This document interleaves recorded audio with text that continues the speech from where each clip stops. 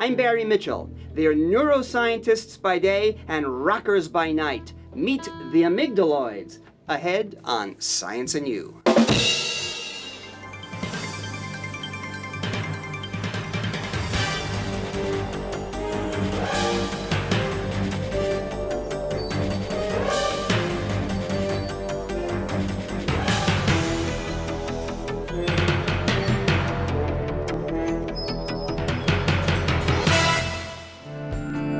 Mind over matter, that's something I'm trying to do. Hi, I'm Joseph Ledoux. I'm a professor of neuroscience at NYU. I run something called the Ledoux Laboratory. In the Ledoux Lab, we study emotion memory in the brain. Dr. Ledoux is also author of the best-selling book, The Emotional Brain, still in print after 15 years. But today we're here to talk to Joe Ledoux, rock and roll star. I'm also the lead singer and guitar player in the Amygdaloids. Named after the almond-shaped part of the brain he studies at Ledoux Labs. The amygdala is a key structure.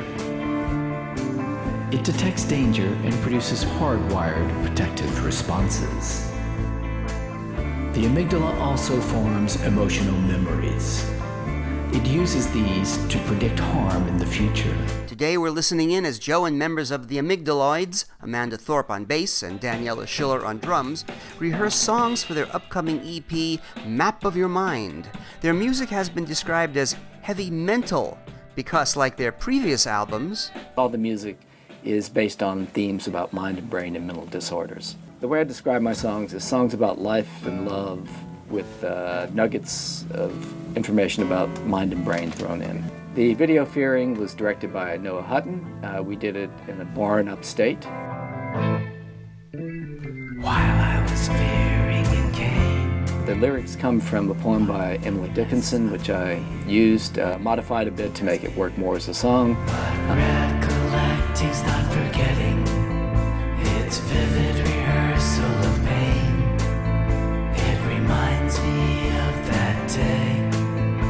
It keeps fear in my brain. Vivid rehearsal of pain. And she apparently had, some problems, and so she gives us a kind of clinical case study of her fears and anxieties. It's not about actually encountering the dangerous thing, it's just waiting for it. I just started actually my own lab in Mount Sinai, and I'm interested in learning how fear is represented in the brain, how we overcome fear in humans.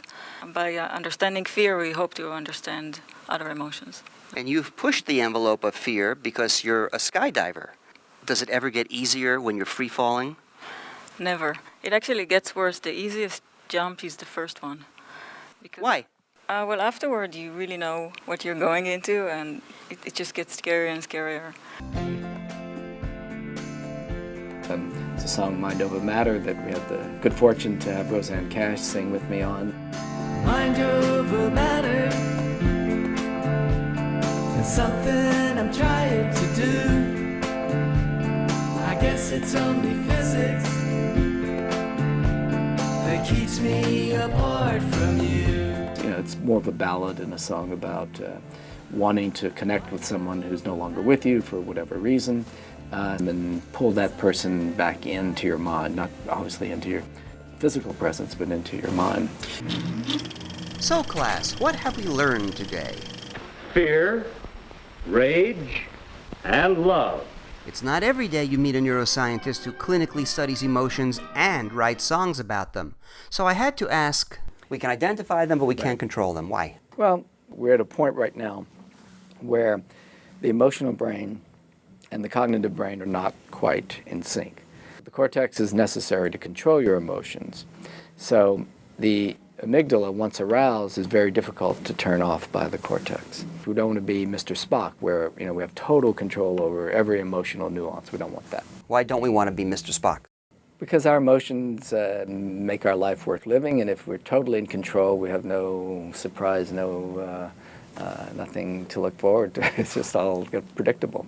And we have no music? No music, definitely no music. For more information, we go to Amygdaloids.com. And I'm Barry Mitchell. You're watching Science and You.